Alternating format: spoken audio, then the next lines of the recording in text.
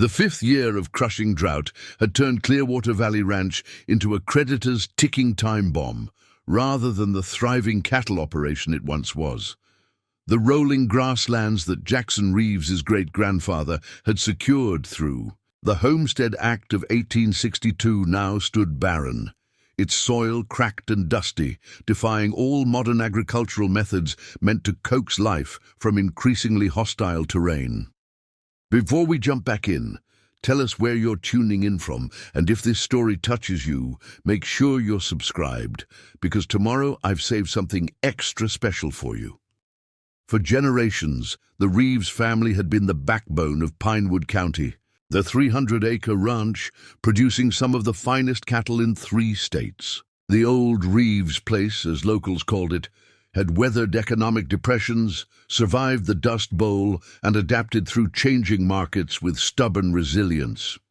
But the unprecedented 5-year drought that had descended upon the southwestern region had pushed Clearwater Valley Ranch to the precipice of financial ruin. Jackson Reeves stood at the edge of his eastern pasture, the morning sun highlighting the creases of worry etched across his weathered face. At 52, his powerful frame, built through decades of physical labor, now carried the invisible weight of mounting debt and diminishing options. His once proud shoulders slumped slightly as he surveyed the dusty expanse that should have been, supporting a herd twice the size of what remained.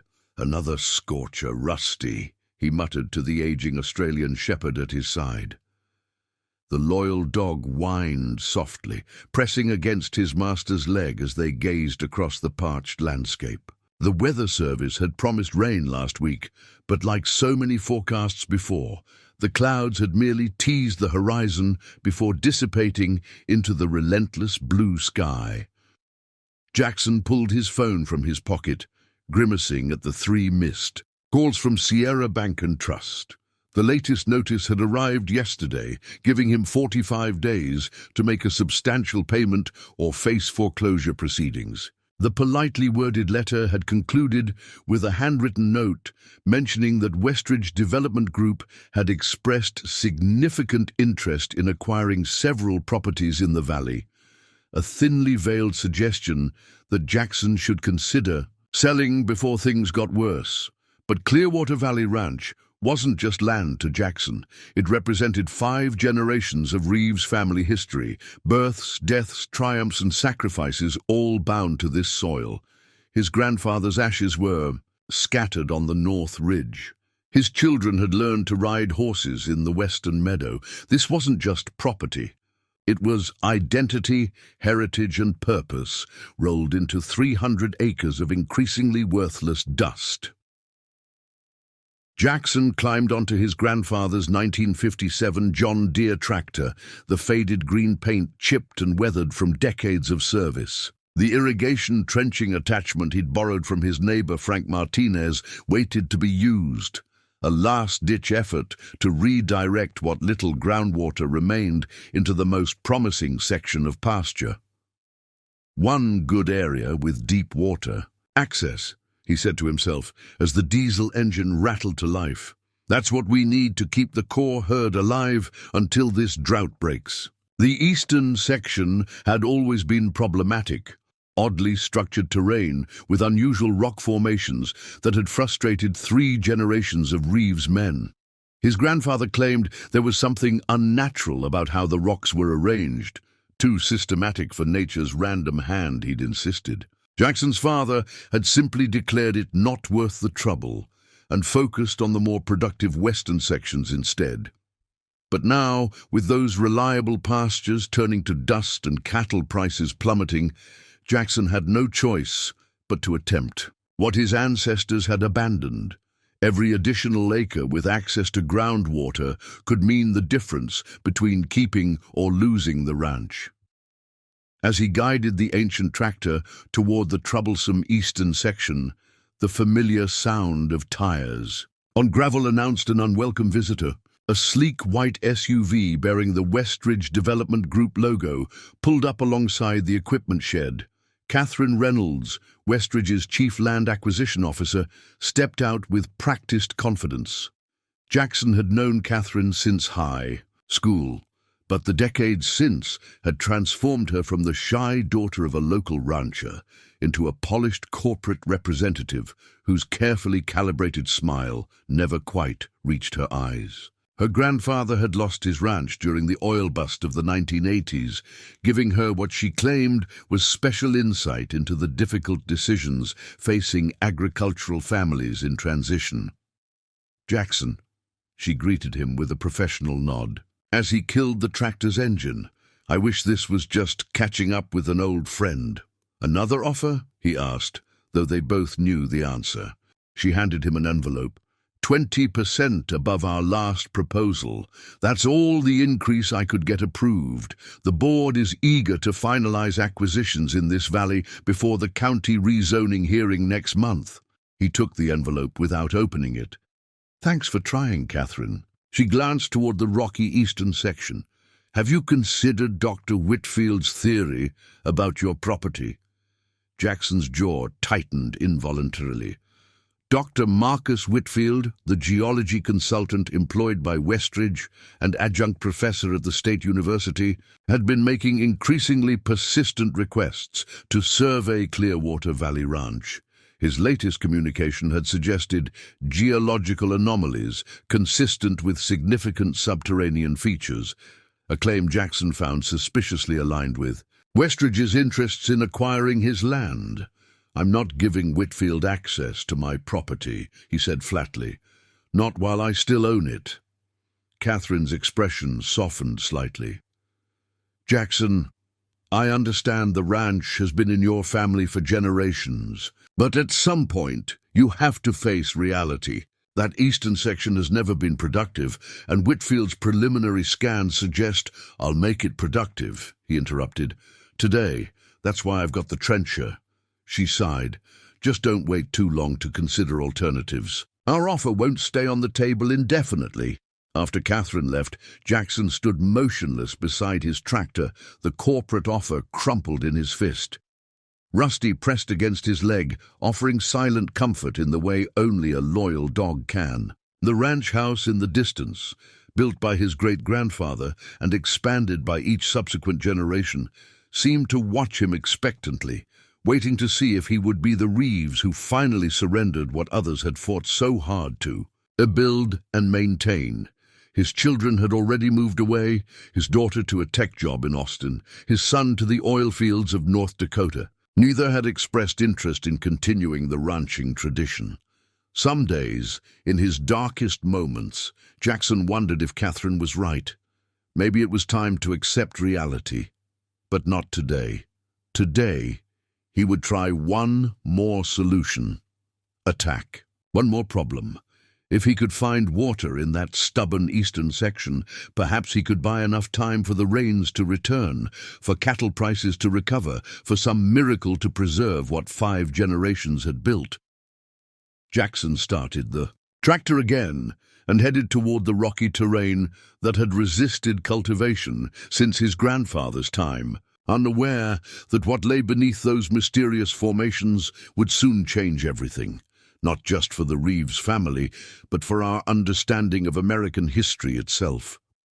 Jackson Reeves had never considered himself anything but a cattleman. His hands, thick and calloused from decades of ranch work, seemed better suited to mending fences than handling the stack of past-due notices accumulating on his kitchen table. The 5 generations of Reeves men who had worked this land had endured their share of challenges, but none had faced the perfect storm of environmental and economic pressures bearing down on him now. His wife, Eleanor, had passed away from cancer 3 years earlier, leaving Jackson to run the ranch alone just as the drought began its merciless assault on the region. Their decades together had been mostly happy ones, building the ranch into a respectable operation, raising 2 children, and planning a future that included grandchildren learning to ride horses on Clearwater Valley land. Without Eleanor's steady optimism, Jackson found himself increasingly overwhelmed by the cascade of problems the drought had triggered. The morning ritual of coffee on the porch had once been their shared moment of peace before the day's work began. Now Jackson sat alone, watching the sun climb over the eastern ridge. Preparing and narrating this story took us a lot of time, so if you are enjoying it, subscribe to our channel. It means a lot to us. Now back to the story. While Rusty lay at his feet, the dog had grown grey around the muzzle, his once boundless energy replaced by the measured movements of an aging companion.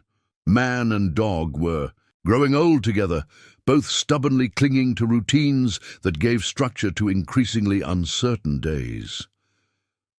"What would Dad have done, Rusty?" Jackson asked, not expecting an answer from the old dog. His father, Henry Reeves, had been the embodiment of ranching resilience, managing through the cattle market crash of the 1970s, rebuilding after the tornado of '82 destroyed half their outbuildings, and implementing creative grazing rotation, techniques that had made the Clearwater operation a model for sustainable ranching in the county. Henry had passed away 5 years ago, just before the drought began, leaving Jackson with both the ranch and his father's reputation for innovative problem-solving. "When conventional wisdom fails, look where others haven't bothered to look," Henry used to say. The eastern section, with its peculiar rock formations, had been one of the few challenges his father had abandoned, declaring it a problem for the next generation. That generation had arrived, and with it the problem had become unavoidable. Jackson finished his coffee and headed inside. The ranch house, built around the original homesteader's cabin, had grown organically over the generations. The oldest section, now the living room, featured hand-hewn beams and a stone fireplace built by his great-grandfather James Reeves, who had claimed this land after returning from the Civil War. Family legend held that James had selected this particular property after discovering unusual features that convinced him of the land's hidden potential, though what those features were had been lost to time. Each Reeves generation had added to the structure: a larger kitchen during the prosperous 1920s, additional bedrooms in the 1950s when the family expanded, and modern amenities as finances allowed. The house itself was a physical timeline of the family's fortunes, each addition and renovation marking periods of prosperity earned through hard work and perseverance. Jackson made his way to his father's old office, now his own command center for ranch operations. The antique roll-top desk that had served 3 generations of Reeves men was covered with papers, bank statements, cattle market reports, weather forecasts, and the increasingly frequent offers from Westridge Development Group. The walls were lined with photographs chronicling the ranch's history, cattle drives, family gatherings, county fair blue ribbons, and 4 generations of Reeves men standing proudly beside the 1957 John Deere tractor that had become something of a family mascot. The latest bank statement showed a balance that wouldn't cover next month's minimal operating expenses. Jackson had already sold off half his breeding stock, cut every non-essential expense, and taken odd jobs welding for neighboring ranches to generate additional income. He'd even refinanced the property twice, each time promising the bank that the drought would surely break soon. But each season had brought only false hope and further decline, and now Sierra Bank and Trust had run out of patience. Jackson pulled out his father's old leather-bound ledger books, hoping to find inspiration in how previous generations had weathered their own crises. Henry had maintained meticulous records, not just of financial transactions, but of innovations, experiments, and observations about the land itself. Flipping through the weathered pages, Jackson found entries dating back decades, his father's precise handwriting detailing everything from optimal breeding pairs to soil composition across different sections of the ranch. Toward the back of the oldest ledger, he found several pages dedicated to the eastern section, the same rocky, troublesome area he was planning to trench today. His father's notes were unusually detailed, with hand-drawn maps showing the strange rock formations and their apparent pattern. "Eastern Section Investigation, Summer 1982, read one entry. Father's claims about systematic arrangement of rock formations appear to have merit. Formations follow a precise geometric pattern unlikely to occur naturally. Ground-penetrating radar indicates unusual density variations at approximately 15–20 feet below surface. Equipment limitations prevent more detailed analysis. Jackson sat up straighter, his interest piqued. He had never known his father to conduct such a technical survey of the property. The next entry, dated a week later, was even more intriguing. Dr. Samuel Carlton from State University visited to examine eastern formations, expressed unusual interest, offered to purchase eastern section outright at 3 times market value. When refused, his manner changed markedly. Mentioned his geological research group had historical interest in similar formations throughout the region. Left his card but will not be contacted again. Something about his interest seems inappropriate, acquisitive rather than scientific. This was entirely new information to Jackson.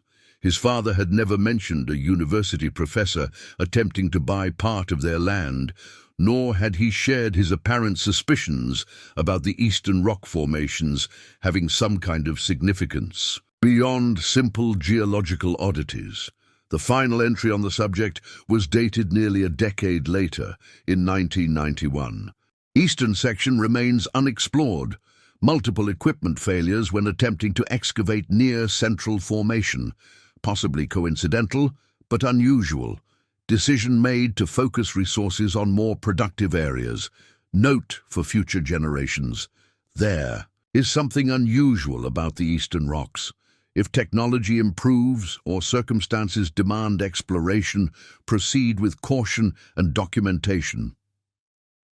Jackson closed the ledger slowly, his mind processing this unexpected connection between past and present. His father, the most practical, no-nonsense rancher he had ever known, had suspected something significant about those rock formations, but had ultimately abandoned the investigation. Now, decades later, with the ranch's survival hanging in the balance, Jackson would be trenching in that very area, and somehow Westridge Development's geology consultant, Dr. Whitfield, had specific interest in the same section, enough interest to influence their acquisition strategy. "Well, Dad," Jackson murmured, "looks like today's the day we find out what's under those rocks." He stood, tucking his father's ledger under his arm, and whistled for Rusty. The day's work couldn't wait, and if there was anything to his father's suspicions about the eastern section, Jackson intended to discover it before Westridge Development could use it as leverage against him. The afternoon sun beat down mercilessly as Jackson guided the John Deere toward the eastern section, the tractor's engine protesting each incline with the stubbornness of aged machinery. Rusty had insisted on following, trotting alongside until the heat became too much, then finding shade beneath a lone mesquite tree where he could maintain vigilant watch over his master. Jackson had the irrigation trenching attachment positioned to dig channels that, if his topographical research was correct, would funnel what little groundwater remained toward a central collection point. It wasn't a permanent solution, but it might keep a portion of his remaining herd watered through the summer if he could access the deeper water table his father's notes suggested existed beneath the rocky terrain. His phone buzzed in his pocket. The screen showed Sierra Bank and Trust for the 4th time that day. Jackson silenced it without answering, knowing exactly what the call would entail. Another thinly veiled warning about impending foreclosure. Another suggestion that Westridge's offer represented his best option. The bank, once a partner in the ranch's success through generations of Reeves' men, had transformed into yet another pressure point squeezing his remaining options. The latest notice had been explicit. The terms of his last loan modification required a payment of $2,700 by the end of next month, money he simply didn't have and couldn't borrow. The letter had also mentioned significant investor interest in agricultural properties with development potential in Pinewood County, making it abundantly clear that the bank was coordinating with Westridge behind the scenes. Jackson had already calculated what selling half the remaining herd would bring, approximately $18,000 if prices held, nowhere near enough to satisfy the bank's immediate demands. Selling equipment would barely make a dent in the larger debt, and without that equipment, continuing operations would become impossible. It was the definition of a no-win situation. As he reached the edge of the rocky eastern section, Jackson spotted an unfamiliar truck parked on the county road that bordered his property. A man with surveying equipment stood just inside the boundary marker, quickly folding his tripod when he noticed Jackson approaching. The Westridge Development logo on the truck's door told Jackson everything he needed to know. He diverted the tractor, heading directly toward the trespasser with an uncharacteristic flare of anger rising in his chest. The man, young, perhaps, in his late 20s, wearing khakis and a company polo shirt that seemed ridiculous attire for fieldwork, hurriedly loaded his equipment as Jackson approached. "This is private property," Jackson called out, bringing the tractor to a stop several yards away. The young man offered an apologetic smile that didn't reach his eyes. "Sorry, sir. Just taking some roadside measurements for the county infrastructure assessment. Public right-of-way extends 15 feet from the center line." It was a practiced lie. Jackson knew that Westridge had been systematically surveying properties throughout the valley, building detailed profiles of each ranch to optimize their acquisition strategy. The fact that they were focusing on his eastern section, precisely where Dr. Whitfield had expressed special interest, only confirmed his growing suspicions. "The county doesn't contract private development firms for infrastructure assessment," Jackson replied evenly, "and you're well beyond 15 feet from the center line. I suggest you move along before I call Sheriff Michaels." The mention of the sheriff, who was Jackson's second cousin and notoriously protective of local ranchers' property rights, had the desired effect. The surveyor mumbled another insincere apology and quickly departed, but not before Jackson noticed him taking several photographs of the rock formations with his phone. The encounter left a bitter taste in Jackson's mouth. Westridge wasn't simply making offers. They were actively gathering intelligence, likely building a case for the value of his property based on whatever Dr. Whitfield suspected lay beneath the surface. Their persistence suggested something beyond routine development interest. As he resumed his path toward the eastern section, Jackson's phone buzzed again. This time, it was a text message from Catherine Reynolds. "Jackson, please call me. Dr. Whitfield's preliminary assessment indicates significant geological features beneath your eastern section that could impact county water rights. The board has authorized a substantial increase in our offer based on this information. Time-sensitive situation." The message sent a chill through him despite the oppressive heat. Whatever Whitfield suspected was beneath Jackson's land, it was valuable enough to warrant a substantial increase in their already above-market offer. More concerning was the mention of water rights. In the drought-stricken region, water had become more precious than the land itself. Another text arrived moments later, this one from Frank Martinez, whose ranch bordered Clearwater Valley to the north. "Heads up, county commissioners called special meeting for next Tuesday. Agenda includes emergency water management measures and eminent domain considerations for critical resource access. Westridge representatives on attendee list. They're making moves, Jackson." The implications were clear. If Westridge couldn't buy him out directly, they were positioning to have the county force his hand through regulatory means. The mention of eminent domain, the government's power to take private property for public use with just compensation, represented a threat Jackson hadn't anticipated. If the county declared his property essential for water access and seized it through legal channels, he would have little recourse beyond accepting whatever compensation they deemed just. By the time he reached the intended trenching area, Jackson felt the walls closing in from all sides, financial pressure from the bank, corporate surveillance from Westridge, and now potential government intervention through the county commissioners. The drought had created not just an environmental crisis, but a perfect storm of predatory opportunity for those with resources and political influence. The eastern section looked particularly desolate in the afternoon light, the strange rock formations casting angular shadows across the dusty ground. His father's notes had indicated a geometric pattern to their arrangement, and from his elevated position on the tractor, Jackson could now see it clearly, a rough circle of larger stones with what appeared to be deliberate lines radiating outward. Like spokes on a wheel, natural erosion and cattle movement over generations had obscured the pattern, but once you knew to look for it, the intentional arrangement was unmistakable. These weren't random geological formations, but placed stones. Placed by whom and for what purpose, Jackson couldn't begin to guess. He positioned the tractor to begin the first trench line, aiming for the center of the stone circle where his father's notes suggested the densest underground anomaly existed. If there was water to be found, that would be the place. And if there was something else, something that explained Westridge's unusual interest, Jackson was determined to discover it first. As he engaged the hydraulics to lower the trenching attachment, Jackson couldn't shake the feeling that he was crossing a threshold from which there would be no return. Whatever lay beneath the surface of Clearwater Valley Ranch was about to be revealed, for better or worse. "Well, Dad," he muttered as the metal blade bit into the dry earth. "Let's see what you found out here."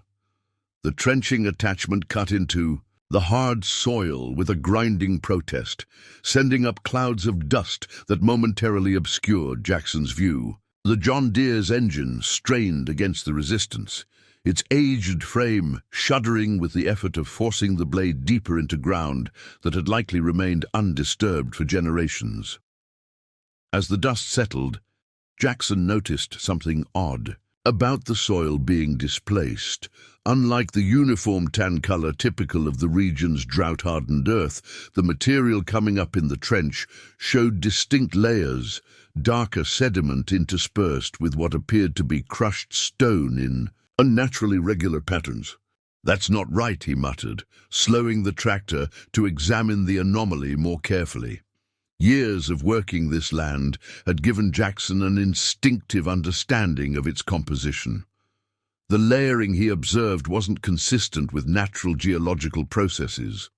It appeared almost constructed, as if the ground beneath the strange rock formation had been deliberately assembled in alternating layers. Jackson killed the engine and climbed down, kneeling beside the newly cut trench to get a closer look. The exposed layers were even more distinctive up close, a pattern of dark soil, crushed stone, and what appeared to be clay repeated with precision that defied natural explanation. Running his fingers along the trench wall, he felt something smooth embedded in the soil, a flat piece of worked stone with an edge too straight to be anything but human-made. Using his pocket knife, Jackson carefully excavated around the object, revealing what appeared to be a shaped stone tile approximately 4 inches square. One surface was polished smooth, while the other featured unusual markings, geometric patterns that matched nothing in his experience. The material wasn't local, either. The stone had a density and coloration unlike anything found naturally in Pinewood County. "What in the world?" he whispered, turning the artifact over in his hands. Rusty had made his way to Jackson's side, the old dog's curiosity overcoming his heat-induced lethargy. He sniffed at the excavation site, then backed away with an uncharacteristic whine. His ears flattened against his head in apparent distress. Jackson pocketed the stone tile and continued his examination of the trench. Several feet further along, where the blade had cut deepest, he noticed something even more unusual, a section of what appeared to be a smooth, curved surface, partially exposed beneath the layered soil. Unlike the surrounding earth, this material had a subtle sheen that caught the afternoon light. Returning to the tractor, Jackson retrieved a shovel from the attached toolbox and began carefully clearing soil from around the curved surface. After 20 minutes of meticulous digging, he had exposed a section approximately 2 feet wide, clearly part of a larger structure buried beneath the stone circle. The material defied easy identification. It wasn't stone, metal, or any modern composite Jackson recognized. The surface was smooth to the touch, with a slight warmth that seemed independent of the afternoon heat. Most striking were the intricate patterns etched into its surface, concentric circles interspersed with angular symbols reminiscent of those on the tile he'd discovered, but more elaborate and precisely rendered. Jackson sat back on his heels, wiping sweat from his brow as he contemplated his discovery. Whatever lay beneath the eastern section was neither natural nor contemporary. The precision of the construction and the unfamiliar material suggested something far beyond the capabilities of frontier settlers or indigenous populations known to have inhabited the region. His father's suspicions had been well-founded. There was indeed something highly unusual beneath the rock formations, something that might explain why Dr. Whitfield and Westridge Development were so determined to acquire this particular property. A distant memory surfaced from Jackson's childhood. His grandfather Edwin, sitting on the porch during a summer evening, recounting stories passed down through generations of Reeves men. One tale in particular had fascinated young Jackson. The story of how his great-grandfather James had selected this land after the Civil War. According to family law, James Reeves had been prospecting potential homesteading claims when he encountered an elderly indigenous man near what was now the eastern section. Despite the language barrier, the man had conveyed through gestures and drawings that the land contained a sleeping power beneath the circle of stones. He had warned James not to disturb the site, but suggested that serving as its guardian would bring prosperity to his bloodline. James, a practical man despite his battlefield experiences with the unexplainable, had dismissed the mystical aspects of the warning. However, he had recognized the strategic value of the property: good water access, defensible position, and fertile bottomland for grazing. He claimed the homestead and, honoring the old man's request, had left the stone circle undisturbed. 5 generations, the Reeves family had prospered, and the stone circle had remained untouched until today. Jackson couldn't help wondering if his desperate attempt to save the ranch had inadvertently violated his ancestors' agreement to protect whatever lay beneath the surface. The lengthening shadows reminded Jackson that daylight was waning. He needed to make a decision about how to proceed. The responsible approach would be to contact state archaeological authorities before further disturbing what could be a significant historical site. But doing so would inevitably draw attention, including that of Westridge Development and Dr. Whitfield, who clearly already suspected something valuable lay beneath the stone circle. Jackson's contemplation was interrupted by the sound of an approaching vehicle. Looking up, he saw a battered pickup truck coming down the ranch road, Frank Martinez's familiar Dodge with its distinctive dent in the passenger door. Frank had been the Reeves family's closest neighbor and ally for 3 decades. His ranch faced many of the same drought-related challenges, though his more diverse operation, including a small orchard and direct-to-consumer meat business, had provided some buffer against the worst financial impacts. As Frank parked and approached, his expression registered immediate interest in the excavation site. "Jackson, what in tarnation have you dug up out here?" Jackson stood, brushing dust from his jeans. "Not entirely sure, Frank.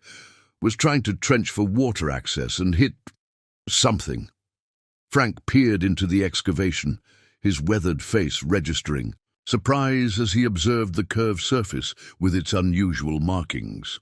"That doesn't look like anything I've ever seen. Not Apache, not Spanish, not modern, that's for damn sure." "My thoughts exactly." Frank knelt for a closer look, careful not to touch the exposed surface.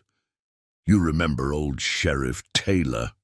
Before he died, he told me a story about your great-grandfather finding something strange out on this eastern section," said James Reeves. "Stumbled across some kind of ancient structure, but covered it back up after several men died under mysterious circumstances trying to excavate it."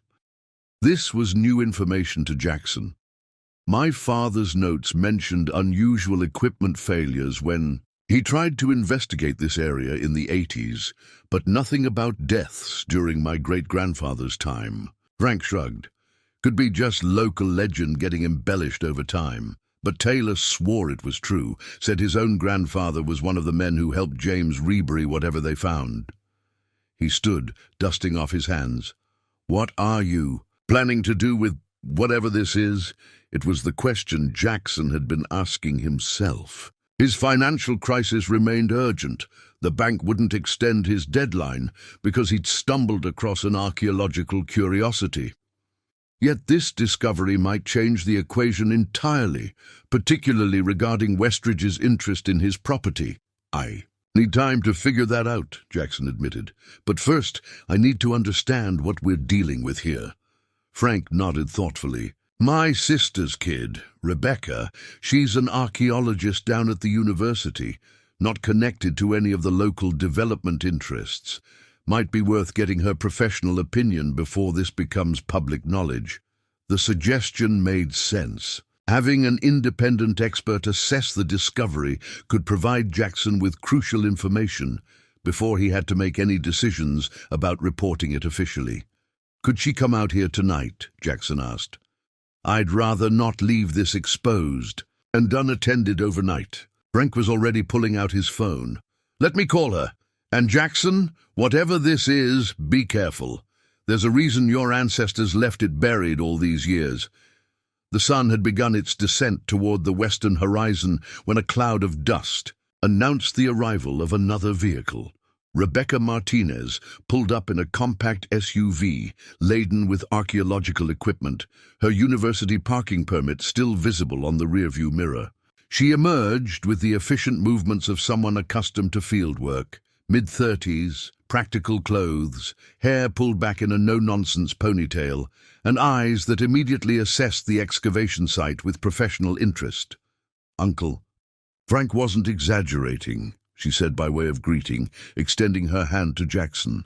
"Rebecca Martinez, thanks for letting me take a look before you contact the authorities." "Appreciate you coming out on short notice," Jackson replied, leading her toward the trench. "I'm in a complicated situation here." "So I gathered," she said, glancing toward the Westridge Development Survey truck still visible on the distant county road. "My department has been hearing rumors about aggressive land acquisition in this county. Suddenly makes more sense." Frank had remained on site, setting up portable work lights as the evening shadows lengthened. "Told you she's sharp," he said with obvious pride in his niece. "Rebecca's specialty is pre-Columbian cultures of the Southwest. If anyone can tell you what you've stumbled across, it's her." Rebecca was already kneeling beside the exposed, curved surface, her expression shifting from professional curiosity to something approaching awe as she examined the intricate markings. "This is unexpected," she murmured, removing a digital camera from her bag. "May I document this before we proceed?" Jackson nodded, watching as she photographed the excavation from multiple angles, paying particular attention to the symbols etched into the unusual material. After completing her initial documentation, she removed several small tools from her pack and began carefully clearing additional soil from around the exposed section. "These markings aren't consistent with any known indigenous tradition from this region," she explained as she worked. "The precision and complexity suggest an advanced mathematical understanding that, frankly, shouldn't exist in pre-modern North American contexts." "Could it be European? Spanish explorers, maybe?" Frank suggested. Rebecca shook her head. "The material itself rules that out. This isn't stone, metal, or ceramic, at least not any conventional formulation. She looked up at Jackson. Has anyone from the university been out here previously? Perhaps Dr. Whitfield from the geology department? The mention of Whitfield sent a chill through Jackson. You know him? By reputation, she replied carefully. He consults for several development companies, including Westridge. Officially specializes in identifying aquifer systems and mineral deposits. But there are rumors he's involved in some kind of private research group interested in anomalous archaeological findings. Frank crossed his arms. What kind of anomalous findings? Sites that don't fit conventional historical narratives, structures or artifacts that suggest technological capabilities beyond what's historically documented for the period or culture. She returned her attention to the excavation. Dr. Whitfield has been associated with at least 3 archaeological sites that were purchased by private interests and subsequently closed to academic research. All had unusual characteristics similar to what I'm seeing here. The implications weren't lost on Jackson. If Whitfield had identified something significant beneath the eastern section, something with scientific or historical value beyond conventional understanding, it would explain Westridge's persistent interest and increasing offers. As Rebecca continued her examination, the sound of multiple vehicles approaching drew their attention back to the ranch road. 2 black SUVs with government plates were making their way toward the excavation site, followed by Catherine Reynolds' familiar Westridge development vehicle. Were you expecting company? Frank asked, his tone suggesting he already knew the answer. Not even slightly, Jackson replied, a knot forming in his stomach. Rebecca quickly gathered her equipment. I should pack up. My presence here could be complicated to explain. Stay, Jackson said firmly. Whatever this is, I want an independent expert present.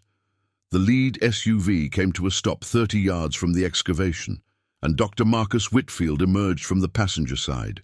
He was tall and angular, with steel-grey hair and the confident bearing of someone accustomed to authority.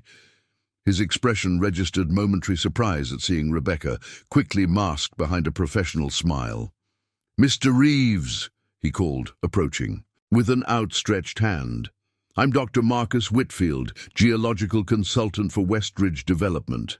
I see you've made an interesting discovery. Jackson didn't take the offered hand.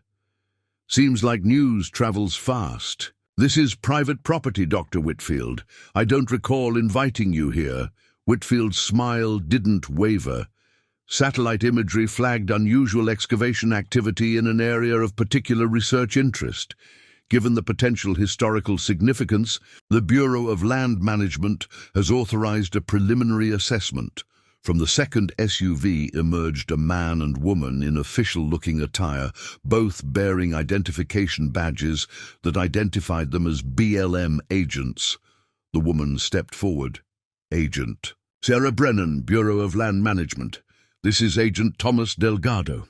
We're responding to a report of potential disturbance of protected archaeological resources under the Archaeological Resources Protection Act. Jackson's confusion must have been evident, as Whitfield quickly added, My preliminary analysis suggested this area likely contains archaeological resources predating 1906, which would place them under federal protection. Ms. Reynolds informed me of your trenching activities, and I felt obligated to notify the proper authorities. Catherine Reynolds approached, at least having the decency to look uncomfortable with the situation. Jackson, I tried to call you. When I couldn't reach you, Dr. Whitfield insisted we follow proper protocols. Rebecca stepped forward, her professional demeanor firmly in place. Dr. Rebecca Martinez, Archaeological Sciences Department at State University. I've conducted only a preliminary visual assessment at Mr. Reeves' request, but have disturbed nothing. Mr. Reeves discovered this feature accidentally during agricultural work and immediately halted activities pending proper evaluation. Agent Brennan nodded, noting Rebecca's credentials. Dr. Martinez, while we appreciate your expertise, this matter will require official documentation through BLM Archaeological Services. She turned to Jackson. Mr. Reeves will need to secure this site immediately. Access will be restricted until a proper assessment can be completed. This is still my property, Jackson responded, his voice level, despite his rising anger. I discovered this, whatever it is, and I have the right to be involved in any assessment, Whitfield interjected smoothly. Of course, Mr. Reeves, the BLM simply needs to ensure proper protocols are followed. I'm sure we can arrange for you to be present during the official examination. His gaze shifted to the exposed curved surface, and Jackson caught a flicker of something beyond professional interest, an almost predatory eagerness that confirmed his worst suspicions. Agent Delgado was already unspooling yellow caution tape around the perimeter of the excavation. We'll need to station an agent here overnight to maintain site integrity. A full archaeological team will arrive tomorrow morning to begin documentation. Frank stepped closer to Jackson, speaking quietly. This feels orchestrated, like they were waiting for you to find something, Jackson agreed. The speed with which Whitfield and the BLM had appeared suggested prior coordination rather than spontaneous response. Catherine's uncomfortable expression only reinforced this impression. She hadn't expected Jackson to discover whatever lay beneath the stone circle on his own initiative. Dr. Whitfield, Rebecca called, her tone deliberately casual. Since you're here as Westridge's consultant, could you clarify what geological features led you to suspect archaeological resources at this specific location? For my academic understanding, Whitfield's momentary hesitation was telling. Certain ground-penetrating radar anomalies consistent with non-natural subterranean structures. The pattern of surface stones also suggested deliberate placement rather than random geological distribution. Fascinating, Rebecca replied. I'd love to see your preliminary data. The university has been documenting similar features throughout the region as part of our Southwest Cultural Mapping Project. This was clearly news to Whitfield, whose expression tightened almost imperceptibly. I'd be happy to share my findings once the official assessment is complete. Professional courtesy? Of course! The subtle power struggle playing out between Rebecca and Whitfield wasn't lost on Jackson. Whatever lay beneath his land was clearly significant enough to warrant elaborate maneuvering by multiple parties, and he was rapidly being sidelined. In the process, as Agent Brennan approached with forms requiring his signature to authorize the BLM's presence, Jackson made a quick decision. I'll cooperate with the assessment, he told her, but I want my own representative present at all times. Dr. Martinez has my full confidence in that capacity. Brennan glanced toward Whitfield, whose displeasure was evident despite his maintained professionalism. That should be acceptable, provided Dr. Martinez agrees not to interfere with official procedures. As the sun disappeared behind the western mountains, casting long shadows across Clearwater Valley Ranch, Jackson couldn't shake the feeling that forces beyond his understanding were now in motion, forces that had perhaps been waiting decades, if not centuries, for this precise moment. With the BLM agents establishing a security perimeter around the excavation site, Jackson had little choice but to return to the ranch house. Rebecca Martinez accompanied him, having agreed to serve as his representative during the official assessment scheduled for morning. Frank had reluctantly departed, promising to return at first light with supplies for what might become an extended standoff. They moved awfully fast, Jackson observed as they entered the house, Rusty padding along behind them. Almost like they were waiting for someone to dig in that spot. Rebecca nodded, her expression thoughtful. The coordination between Westridge and the BLM is unusual, to say the least. Typically, accidental archaeological discoveries on private land involve a more measured response. Notification of state historical preservation offices, consultation with property owners, that sort of thing. This immediate federal intervention suggests something beyond routine archaeological interest. Jackson led her into the kitchen, where he retrieved his father's ledger from earlier that day. My father suspected something unusual about that eastern section decades ago. His notes mentioned Dr. Samuel Carlton from the university showing unusual interest back in the 80s, offering to buy just that section at well above market value. Samuel Carlton. Rebecca's eyebrows rose in surprise. He was before my time, but his name still comes up in department discussions. Officially a geology professor, but rumored to have been involved with something called the Historical Anomalies Research Group, a quasi-academic organization that operated largely outside university oversight. And now Whitfield seems to be following the same pattern, Jackson observed. There may be a direct connection. Whitfield was a graduate student during Carlton's tenure. Rebecca accepted the cup of coffee Jackson offered. If you don't mind my asking, how did your family come to acquire this land originally? The eastern section in particular. Jackson gestured toward the living room. That's a story that goes back to after the Civil War, and I'm starting to think there may be more to it than family legend. In the living room, Jackson pointed out the portrait above the fireplace, a stern-faced man in post-Civil War era clothing, standing beside the original homesteader's cabin with a surveying tool in hand. James Reeves, my great-grandfather, Union Army, served under General Sherman. After the war, he came west looking for a fresh start, like many veterans. Family story says he selected this particular parcel after consulting with an indigenous elder who told him the land contained some kind of power or significance. Many settlement stories include such encounters, Rebecca noted, studying the portrait with professional interest, though they're often romanticized over time. That's what I always assumed, Jackson agreed. But given what we found today, he crossed to an antique secretary desk in the corner of the room, unlocking the lower cabinet to reveal several leather-bound books and document boxes. These were James's journals and papers.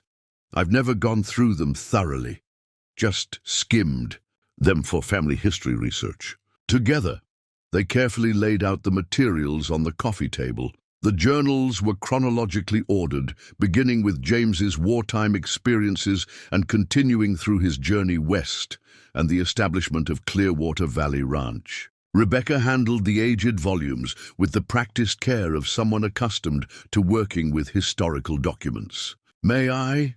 she asked, indicating the journal marked 1867-1869, which would cover the ranch's founding period.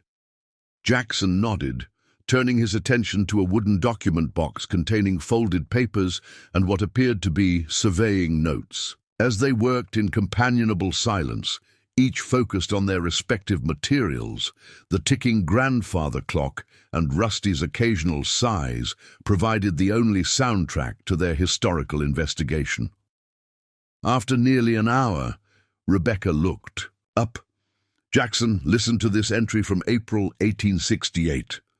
Today encountered an elderly man of the Apache people near the strange circle of stones. Despite our language differences, he communicated through drawings in the dirt that the stones marked a place of great power, what he called the sleeping ancestors. He warned against disturbing the site, but suggested that protecting it would bring good fortune. While I place little stock in superstition, the location does offer excellent water access and defensible high ground. I have decided to include the stone circle in my claim, though I shall respect the old man's wishes to leave it undisturbed. Jackson had been examining a hand-drawn map from the document box, showing the original boundaries of the homestead claim, with unusual detail regarding the eastern section. This matches what I've always heard. But look at this. James made detailed measurements of the stone circle, noting angles and distances with surveying precision. That's not the work of someone humoring a superstition. Rebecca leaned over to examine the survey document. These are remarkably precise for frontier-era measurements. Your great-grandfather had significant technical training. He was a field engineer in the Union Army, Jackson explained, responsible for bridge construction and demolition during Sherman's campaigns. He'd have had experience with precise measurements and mapping. Returning to the journal, Rebecca flipped forward several pages. There's more. October 1868. 3 men from the Eastern Scientific Society visited today, inquiring specifically about the stone circle. They claimed to be cataloguing indigenous artifacts throughout the territory, but showed little interest in other local sites I mentioned. Their leader, a Dr. Whitcomb, offered a substantial sum for just the eastern acres. When I declined, suggesting the entire property was not for sale, his manner turned remarkably cold. Before departing, he mentioned that certain discoveries belong to scientific institutions rather than private citizens, a comment that struck me as vaguely threatening. Jackson looked up sharply. Eastern Scientific Society, and a Dr. Whitcomb pressuring my great-grandfather to sell the eastern section? That's remarkably similar to Dr. Carlton approaching my father in the 1980s, and now Whitfield and Westridge doing the same to me. Rebecca nodded, her expression grave. It suggests a continuity of interest spanning multiple generations, potentially the same organization operating under different names across different eras. But what could be so valuable about that site that an organization would maintain interest for over 150 years? Jackson wondered aloud. They continued their examination of the historical materials, piecing together a narrative that grew increasingly disturbing. James Reeves' journals documented multiple approaches from the Eastern Scientific Society over subsequent years, escalating from purchase offers to veiled threats about government seizure for scientific necessity. In 1872, he recorded an unauthorized excavation attempt while he was away on a cattle drive, an incursion he interrupted upon his return, forcing the trespassers to flee at gunpoint. Most disturbing was an entry from 1874 describing a severe illness that struck James after he examined a strange artifact uncovered near the stone circle during spring planting. The illness, marked by vivid dreams of geometric structures and incomprehensible mathematics, nearly claimed his life and left him with a renewed conviction that the site contained something beyond conventional understanding. After recovering from my affliction, James had written, I have resolved to protect this land not merely for my family's prosperity, but for the safety of all concerned. Whatever lies beneath the stone circle is not meant for casual discovery or exploitation. I have reburied the exposed portion and scattered the surface stones to make their pattern less obvious to casual observation. In my will, I shall instruct my descendants to maintain vigilance over the eastern section, permitting no excavation or development that might disturb what sleeps below. Jackson sat back, processing the implications. 5 generations of my family have been guardians of something we didn't fully understand, something valuable or dangerous enough that various organizations have persistently sought access to it across centuries. Rebecca carefully returned the journal to the table, and now you've accidentally uncovered it, triggering a response that's been planned and waiting for precisely this moment. She met his gaze directly. Whatever's beneath your land, Jackson, Whitfield and his associates have been anticipating its discovery for a very long time. The question is, what do they know that we don't? The grandfather clock chimed 11, its resonant tones a reminder.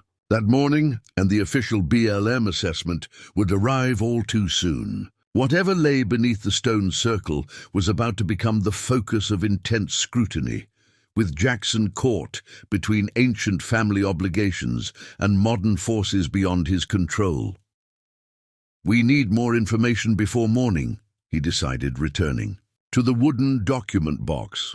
There has to be something here that explains what we're dealing with, something that gives us leverage against whatever Whitfield has planned. Past midnight, with coffee cups empty and documents spread across every surface of the living room, Jackson and Rebecca had pieced together a troubling historical narrative spanning 5 generations. The journals, surveying notes, and correspondence revealed a persistent pattern of interest in the stone circle by what appeared to be the same organization operating under different names throughout the decades.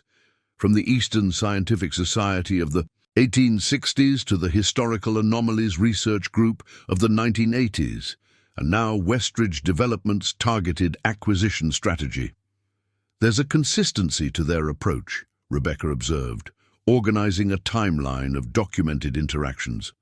Initial, offer to purchase specifically the eastern section, followed by increased pressure when refused, then attempts to access the site through other means. Trespassing, regulatory leverage, or, in our case, apparent coordination with federal agencies. Jackson nodded, rubbing his tired eyes. But we still don't know what exactly they're after. James's journals mention something sleeping beneath the stones, but never specify what it is. Perhaps he didn't know himself, Rebecca suggested. The indigenous elder warned against disturbing the site, but didn't explain its nature. James only encountered one artifact that made him ill, which he immediately reburied. Jackson's attention shifted to a small leather pouch they had discovered at the bottom of the document box, previously overlooked. We haven't checked this yet. The pouch, clearly aged but carefully preserved, was tied with a rawhide string and bore faded initials. J.R. With careful movements, Jackson untied the string and gently tipped the contents onto a clean sheet of paper. A small stone disc, approximately 3 inches in diameter and a 1/4 inch thick, slid out. Its surface featured precise geometric patterns arranged in concentric circles around a central design that resembled nothing so much as circuit pathways on a modern computer chip. The material was similar to the curved surface Jackson had uncovered earlier that day, the same unusual density and subtle sheen that defied easy categorization. This must be the artifact that made him ill, Jackson whispered, hesitant to touch it directly. Rebecca leaned closer, her professional caution visibly warring with academic curiosity. The craftsmanship is extraordinary. The precision of these lines would be challenging to achieve even with modern tools, let alone pre-industrial technology. She reached for her phone to document the artifact, then paused. May I? Jackson nodded, watching as she photographed the disc from multiple angles. When she attempted to send the images to a colleague, however, her phone showed no signal, unusual, for the ranch house, which typically had decent reception. That's odd, she muttered, moving toward the window to seek better reception. No service at all. Jackson checked his own phone, finding the same issue. Power outage may be affecting the local tower, but a glance at the living room lamps confirmed electricity was still flowing normally. Their attention returned to the stone disc, which now appeared to exhibit a subtle luminescence, a faint blue glow emanating from the etched patterns that hadn't been apparent moments before. It's activating somehow, Rebecca observed, her voice hushed. Are there any mentions in the journals of the artifact glowing? Jackson quickly searched through the relevant journal entries. Nothing specific about illumination, though James does mention strange properties that defy rational explanation and sensations of warmth and movement when held. As they watched, the glow intensified slightly, and the pattern of lines seemed to shift subtly, almost like liquid flowing through channels, though the stone itself remained solid. Most disturbing was the effect on nearby electronics. Rebecca's camera had powered down despite having a full battery, and the digital clock on the mantel was displaying random numbers. We should put it back in the pouch, Jackson suggested, reaching for the leather container. As his fingers neared the disc, he felt a strange sensation, Not heat exactly, but a kind of energetic field that made the hairs on his arms stand up. Rebecca had noticed something else. "Jackson, look at these patterns. They match what we saw on the exposed section at the excavation site, but in miniature, like a key or control component to a larger system." The realization struck them simultaneously. The stone disk wasn't merely an artifact, it was functional technology of some kind, designed to interact with the larger structure buried beneath the eastern section.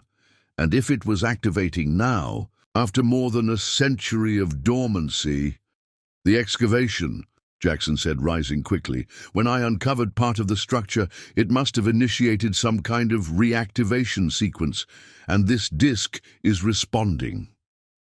Rebecca carefully returned the disk to its pouch, which seemed to dampen its energetic effects. Their phones immediately regained signal, and the digital clock reset to the correct time. "We need to see what's happening at the site," she agreed, grabbing her jacket. "If there's a similar energy signature occurring there, Whitfield and his team will have detected it." They moved quickly through the darkened house, Rusty following with alert curiosity. Outside, the night was clear and crisp, stars brilliant in the absence of light pollution. But as they turned toward the eastern section, they saw something that stopped them in their tracks, a subtle blue glow, identical to the light emitted by the stone disk, illuminated the horizon where the excavation site lay. Even from this distance, the light was unmistakable, a pulsing radiance that sent columns of illumination upward into the night sky. "That's not BLM floodlights," Jackson observed unnecessarily, already moving toward his truck. As they drove toward the eastern section, the glow intensified, creating an otherworldly aurora above the excavation site. Upon cresting the final rise that overlooked the area, they were met with a scene of controlled chaos. The BLM perimeter had been expanded, with additional vehicles and personnel establishing a wider security cordon.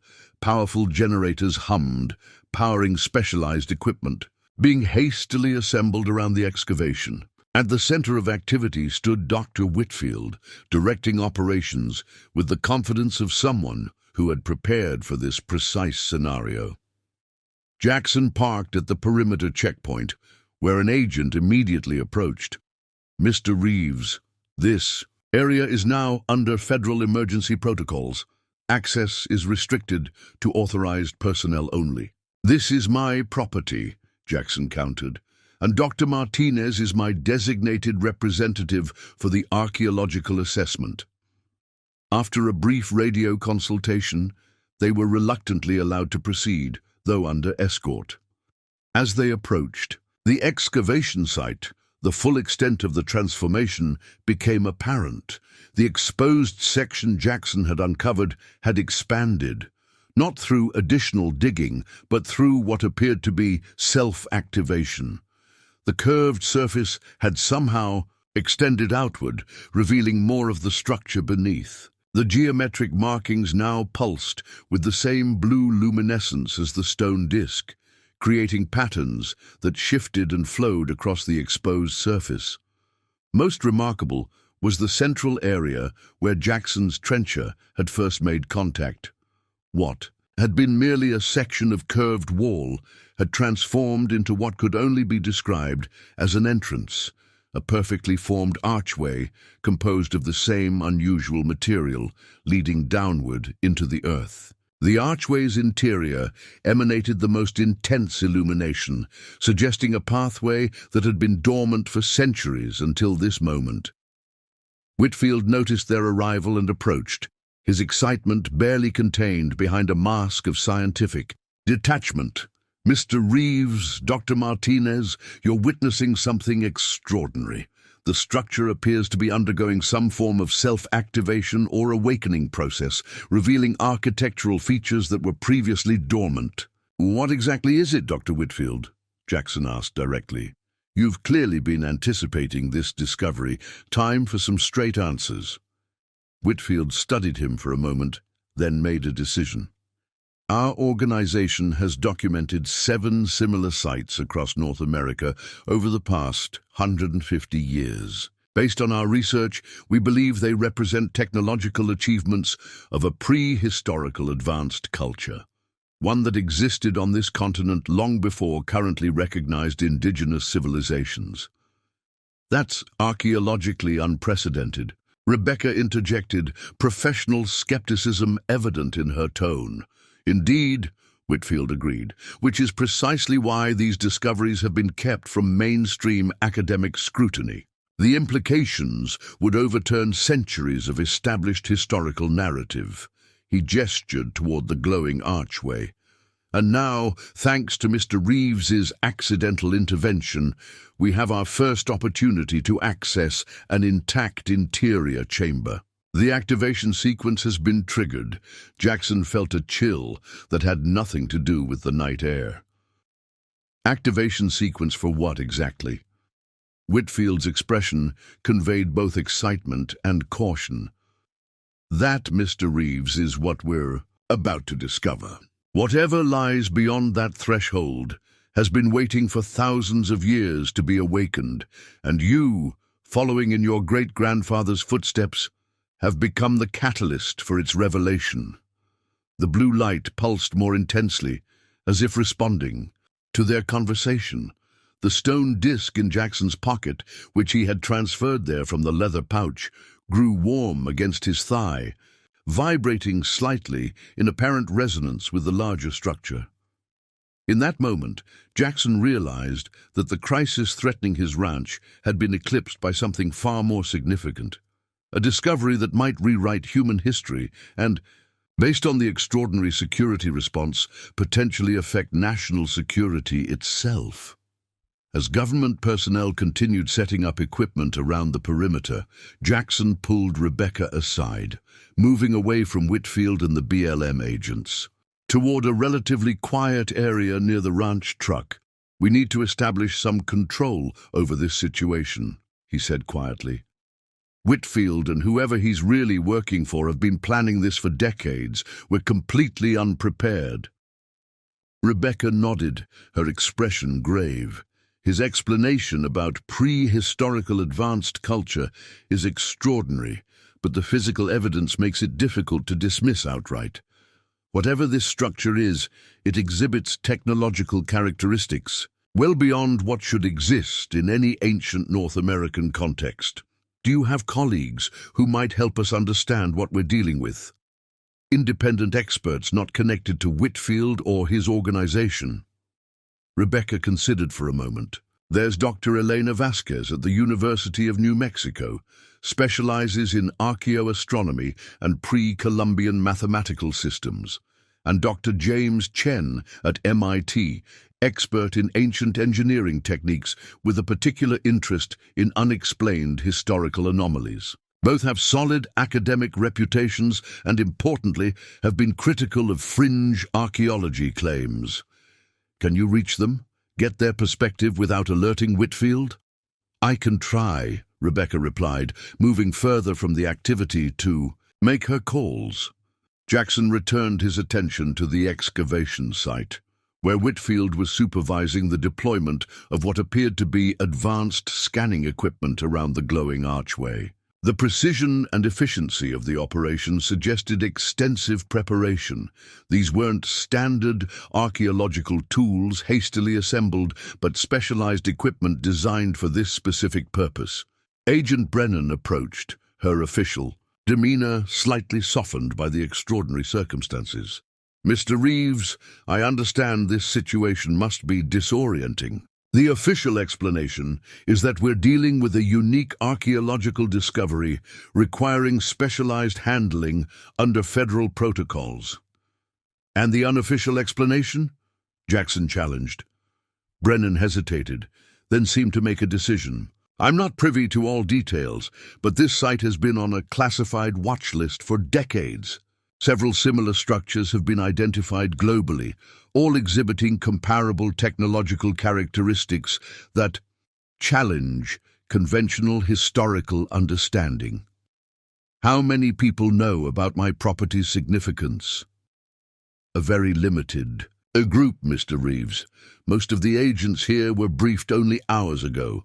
Dr. Whitfield represents a research group that has tracked these sites since the late 1800s, providing intelligence to government agencies as needed. This confirmed Jackson's growing suspicion that Whitfield's academic position was largely a cover for his true role. And Westridge Development? A convenient corporate front, providing legitimate access to properties of interest. Your refusal to sell complicated their standard acquisition approach. Jackson processed this information, recognizing both its value and the fact that Brennan was showing unusual candor. Why are you telling me this? She met his gaze directly. Because unlike some of my colleagues, I believe the rightful property owner deserves basic facts when something of this magnitude is discovered on their land, and because you'll need to make important decisions in the coming hours. Before Jackson could press for more details, Rebecca returned, her expression reflecting cautious optimism. Dr. Vasquez is catching the first morning flight from Albuquerque. Dr. Chen can't travel immediately, but is connecting us with a former student of his who happens to be at Southwestern State University, only 2 hours from here. Were you able to share what we're seeing? Limited details only, over secure connections. Both immediately recognized the significance based just on my description of the material properties and mathematical patterns. They're bringing specialized equipment for non-invasive analysis. Whitfield had noticed their conversation and approached with measured steps. Dr. Martinez, I understand you're reaching out to colleagues. While I appreciate academic thoroughness, this site is now under federal jurisdiction with strict security protocols. My role as Mr. Reeves' representative includes ensuring independent verification of any findings. Rebecca replied evenly. Dr. Vasquez and Dr. Chen are recognized authorities in relevant fields. Something flickered across Whitfield's face. Recognition, perhaps concern. Chen from MIT, his theoretical frameworks regarding anomalous archaeological findings are considered quite speculative. His peer-reviewed work on ancient engineering techniques is impeccable, Rebecca countered. And Dr. Vasquez's analysis of mathematical systems in pre-Columbian architecture has revolutionized our understanding of indigenous technological capabilities. Jackson noted the subtle power struggle playing out, Whitfield clearly uncomfortable, with independent experts entering the equation, yet unable to object without revealing his own agenda. Of course, Whitfield finally conceded. Collaborative assessment will be valuable. I simply urge caution regarding information sharing until we've established the site's full security implications. After Whitfield returned to his team, Rebecca whispered, he knows them both, by reputation at minimum, and he's concerned. Good, Jackson replied. We need some leverage in this situation. The stone disc in Jackson's pocket had maintained a consistent warmth and subtle vibration, seemingly in communication with the larger structure. He hadn't mentioned it to Whitfield or the agents, instinctively keeping this potential advantage in reserve. As dawn approached, casting the first grey light over the extraordinary scene, Jackson made a decision.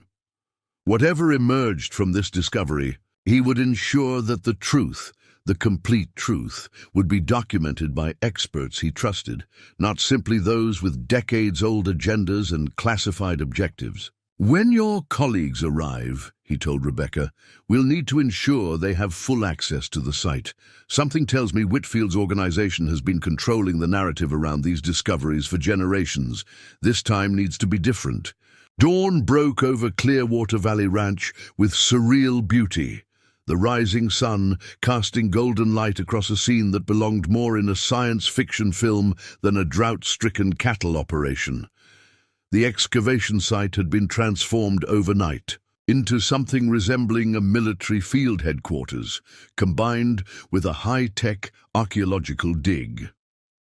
Additional government personnel had arrived during the pre-dawn hours, establishing a secure perimeter with restricted access points and surveillance. Equipment. Most remarkable was the continued evolution of the structure itself. What had begun as a curved section partially exposed by Jackson's trencher had, over the course of the night, revealed significantly more of its form. An elegant archway leading to a descending passage, all composed of the same unidentifiable material with luminescent geometric patterns flowing across its surface. Whitfield and his core team had set up specialized equipment around the entrance, collecting readings and documenting the structure's ongoing transformation. Their familiarity with the technology and protocols suggested this wasn't their first encounter with such phenomena, though the scale and accessibility of this particular site appeared unprecedented even to them. The activation sequence is progressing faster than our models predicted, Jackson overheard Whitfield telling a senior agent. We need to establish a preliminary interior survey team before the resonance patterns stabilize. By mid-morning, Dr. Elena Vasquez had arrived, bringing specialized optical scanning equipment and a formidable scientific reputation that even Whitfield was forced to acknowledge. After brief introductions and signing several confidentiality agreements under protest, she joined Rebecca in documenting the mathematical patterns displayed on the structure's surface. These aren't decorative, Dr. Vasquez explained to Jackson as they observed the flowing patterns. They're functional algorithms, mathematical instructions that appear to be guiding the structure's transformation process. The complexity suggests a base 12 numerical system with computational capabilities we typically associate with digital technology, not architectural features. Could this be some kind of elaborate hoax? Jackson asked, still struggling to reconcile the implications. Advanced materials planted here to create the appearance of ancient technology. Dr. Vasquez shook her head. Carbon dating from mineral deposits on the outer surface suggests an age of at least 9,000 years. Far older than any known civilization capable of mathematical concepts of this sophistication. And the integration with the surrounding geological strata indicates it's been here continuously since emplacement, not inserted later. The stone disc in Jackson's pocket had grown increasingly responsive as the day progressed, its vibrations intensifying whenever he approached the archway. He had discreetly shown it to Rebecca and Dr. Vasquez, who confirmed its patterns matched perfectly with specific sections of the larger structure. It's a control component, Dr. Vasquez had whispered after examining it away from Whitfield's view. Possibly designed to interact with the main structure, perhaps as an activation key or user interface. The fact that it's responding suggests the system recognizes it as an authenticated element. By early afternoon, Whitfield's team had completed their preliminary safety assessment of the entrance and prepared for the first exploration of the passage beyond. A heated discussion ensued regarding who would constitute the initial entry team. Standard protocol dictates that federal personnel with appropriate security clearance make first contact, Whitfield insisted, already dressed in specialized protective gear. Jackson stepped forward. This is still my property, Dr. Whitfield. Nothing in federal regulations allows you to exclude the landowner from an archaeological assessment on their own land, regardless of its significance. Agent Brennan, who had maintained a more balanced approach throughout the developing situation, intervened. Mr. Reeves does have legal standing to be present during initial documentation. Perhaps a compromise, a joint team including Mr. Reeves, federal representatives, and one independent scientific observer. After further negotiation, an exploration team was assembled. Jackson, Whitfield, Agent Delgado, and Dr. Vasquez as the independent scientific expert. Each was equipped with protective gear, communication devices, and documentation equipment. Rebecca would monitor from the surface, maintaining contact with the entry team and ensuring independent record-keeping. As they prepared to enter the illuminated passage, Jackson felt the stone disc pulse in his pocket, a reminder of his family's five-generation connection to whatever lay beneath the surface of Clearwater Valley Ranch. For better or worse, he was about to discover what his ancestors had protected for over 150 years. "Stay alert," Whitfield instructed as they approached the threshold. "We're about to make history." The passage beyond the archway descended at a gentle angle, its walls, floor, and ceiling composed of the same seamless material as the entrance. The blue luminescence intensified as they moved deeper, illuminating their path without the need for additional lighting. The air grew noticeably cooler and carried a subtle electric quality that made skin tingle and hair stand on end. Approximately 40 feet below the surface, the passage opened into a vast circular chamber that drew gasps from even the typically composed Whitfield. The space was easily 100 feet in diameter, with a domed ceiling rising another 30 feet above. The entire chamber pulsed with the now familiar blue light, geometric patterns flowing across every surface in complex, synchronized sequences.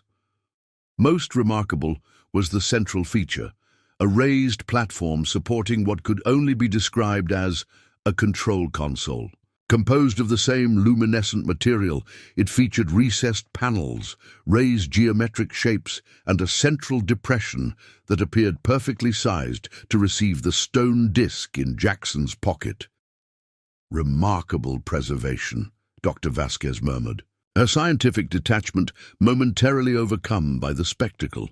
The technological sophistication required to create this space, it's beyond anything in the archaeological record. Whitfield moved with purpose toward the central platform, his earlier caution replaced by barely contained excitement. The configuration matches projections based on fragmentary findings at other sites. This is the first intact control chamber we've discovered. As they approached the platform, the patterns throughout the chamber began flowing more rapidly, converging toward the central console. The stone disc in Jackson's pocket vibrated with increasing intensity, now warm enough to feel through the fabric of his genes. "There's active energy generation occurring," Agent Delgado reported, checking readings on a handheld device. "Unknown power source, but output is increasing." Whitfield reached the platform first, examining the console with practiced efficiency. His fingers traced the recessed areas, analyzing the configuration. "The activation sequence is nearly complete. We need to establish control parameters before the system fully initializes." From his equipment pack, Whitfield produced an object that sent a jolt of recognition through Jackson, a stone disc nearly identical to the one he carried, though slightly different in its pattern details. "You have one too," Jackson observed, his suspicion deepening. Whitfield barely glanced up. "My organization has recovered several interface components over the decades.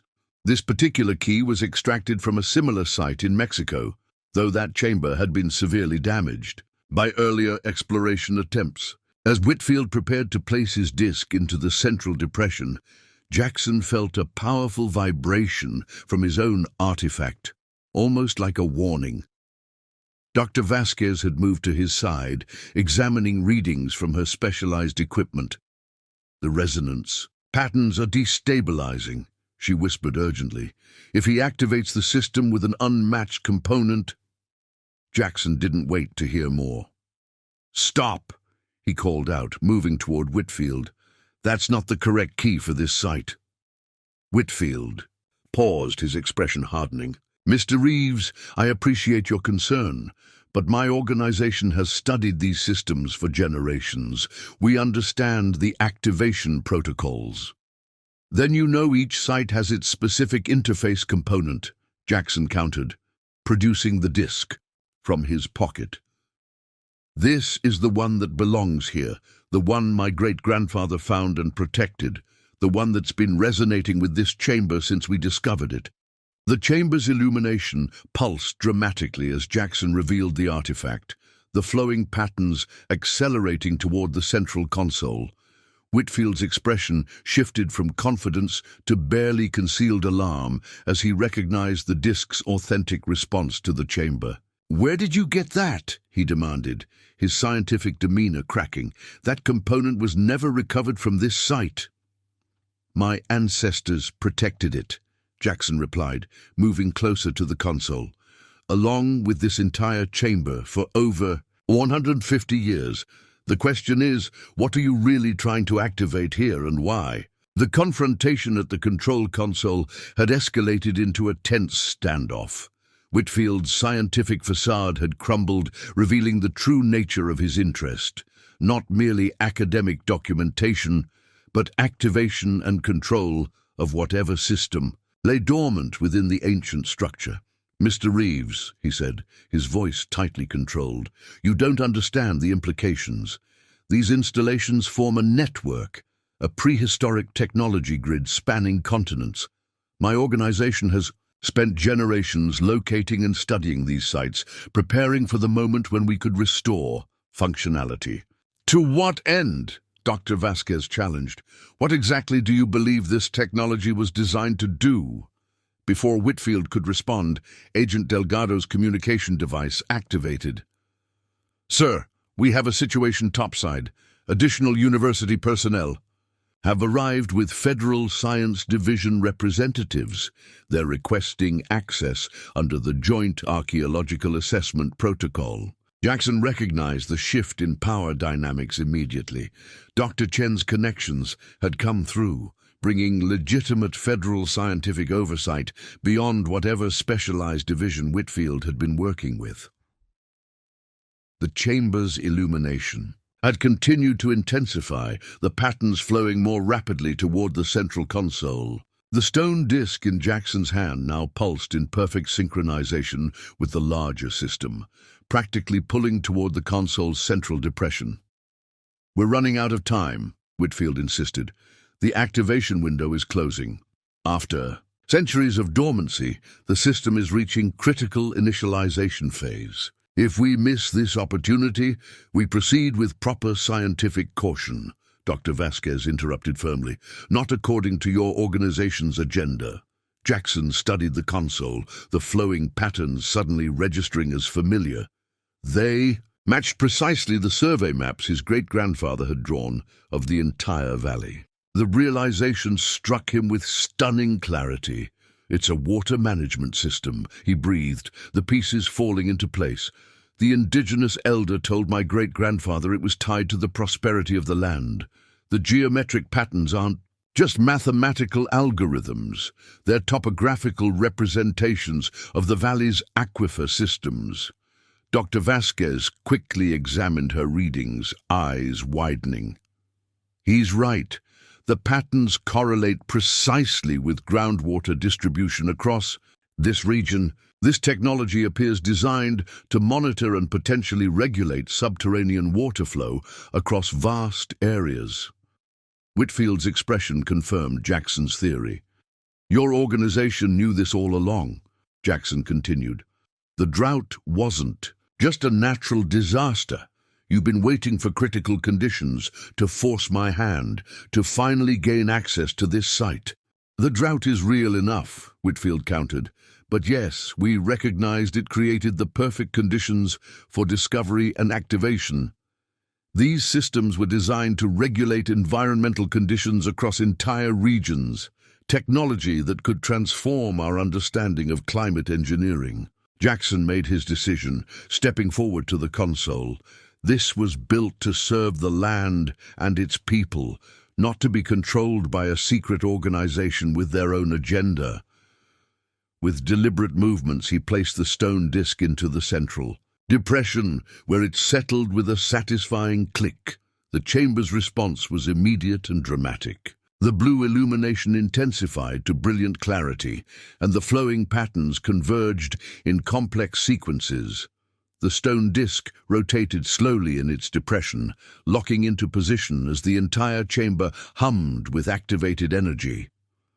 On the Surface, witnesses described seeing brilliant blue light emanating from the ground along ancient aquifer pathways, spreading outward from Clearwater Valley Ranch across the drought-stricken region. Within days, monitoring wells registered rising water tables, springs long dry began flowing again, and the first genuine rainfall in months blessed the parched landscape. 6 months later, Clearwater Valley Ranch had transformed from a failing operation to the headquarters of the newly established Indigenous Water Management Research Center, with Jackson Reeves serving as site steward alongside an international scientific team and tribal representatives from throughout the region. This ancient technology, which had remained dormant for millennia until Jackson's accidental discovery, was now providing unprecedented insights into sustainable water management techniques, utilizing principles modern science was only beginning to comprehend. Whitfield's organization had been sidelined, their decades of secrecy exposed by congressional investigation, though the full extent of their knowledge regarding other sites worldwide remained unclear. More importantly, the discovery had catalyzed a fundamental reassessment of prehistoric technological capabilities, challenging established archaeological narratives about human innovation. For Jackson, the resolution brought both vindication and purpose. The ranch remained in Reeves' family hands, its financial troubles resolved through research grants and conservation easements. The eastern section, once considered worthless, had yielded not just archaeological significance, but genuine hope for regions worldwide suffering from water scarcity. "Your ancestors chose well," Rebecca told him one evening, as they watched the sunset over pastures now green with recovered life. 5 generations protecting something they didn't fully understand because they recognized its importance transcended their immediate needs. Jackson nodded, thinking of James Reeves and his fateful decision to honor the indigenous elders' request to protect the stone circle. They were stewards, not owners. "I think I finally understand the difference." In his pocket, the stone disc, now studied extensively but returned to its rightful guardian, remained cool and dormant, its purpose fulfilled until needed again by future generations facing challenges yet unknown. 1 year after Jackson's trencher had broken through the surface of the eastern section, Clearwater Valley Ranch had become unrecognizable, not just in its physical transformation, but in its significance to the scientific and indigenous communities worldwide. The parched, failing cattle operation had evolved into a thriving research center surrounded by verdant pastures and experimental agricultural plots utilizing the ancient water management principles encoded in the subterranean chamber. The morning found Jackson standing on the ridge overlooking the eastern section, now home to a state-of-the-art research facility designed with careful respect for the land and its hidden technology. Rusty lay beside him, the old dog enjoying his unexpected golden years in a transformed landscape. The drought that had threatened the entire region had given way to balanced rainfall and steadily replenishing aquifers, not through magical intervention, but through the activation of a sophisticated prehistoric system designed to optimize natural water cycles. "Quite a view," remarked Dr. Elena Vasquez, who had joined Jackson as the center's lead scientific director after taking leave from her university position. "Hard to believe what this looked like a year ago. Sometimes I still expect to wake up and find it all back to dust and creditors," Jackson admitted. The Indigenous Water Management Research Center now employed over 50 researchers, including prominent scientists from 3 continents and knowledge keepers from 12 indigenous nations whose oral histories had maintained fragmentary awareness of the ancient technology. Together, they were painstakingly decoding the mathematical principles embedded in the chamber's patterns. knowledge that was already transforming water conservation practices across drought-affected regions globally. Most remarkable was the discovery that the Clearwater Valley installation was indeed part of a network, not the sinister control system Whitfield's organization had envisioned, but an integrated environmental management infrastructure created by an advanced civilization that had anticipated cyclical climate shifts thousands of years before modern science recognized such patterns. Through careful, transparent research, the antithesis of Whitfield's secretive approach, they had established communication protocols with 2 additional sites, initiating partial reactivation of a system designed to maintain environmental balance across vast geographical areas. The tribal elders from the Cochiti Pueblo are arriving this afternoon, Elena reminded him. They're bringing additional oral history documentation about the keepers of the waters their traditions describe. Jackson nodded, appreciating how the center had prioritized indigenous knowledge alongside conventional scientific methodology, a balanced approach that had yielded insights neither discipline could have achieved independently. His role had evolved as well. While maintaining ownership of the ranch, Jackson had embraced his position as site steward rather than director, recognizing that his family's generations-long protection of the chamber had been preparation for this moment of shared guardianship. Frank Martinez approached, carrying architectural plans for the expanded research wing. His own neighboring ranch had benefited from the restored water systems, and he had become an enthusiastic participant in the agricultural applications program. County commissioners just unanimously approved the expanded conservation easement, he announced, with the federal matching grants that secures the entire watershed for research access. Catherine Reynolds had resigned from Westridge Development following the congressional investigation into Whitfield's organization. In an unexpected turn, she now worked for a sustainable development non-profit, helping other ranching communities implement water conservation techniques derived from the ancient technology. "Do you ever wonder what your great-grandfather would think of all this?" Elena asked as they walked toward the facility, where researchers from around the world collaborated to understand technology created by people thought incapable of such sophistication. Jackson considered the question carefully. I think he understood more than his journals let on. He didn't just protect this place because an indigenous elder asked him to.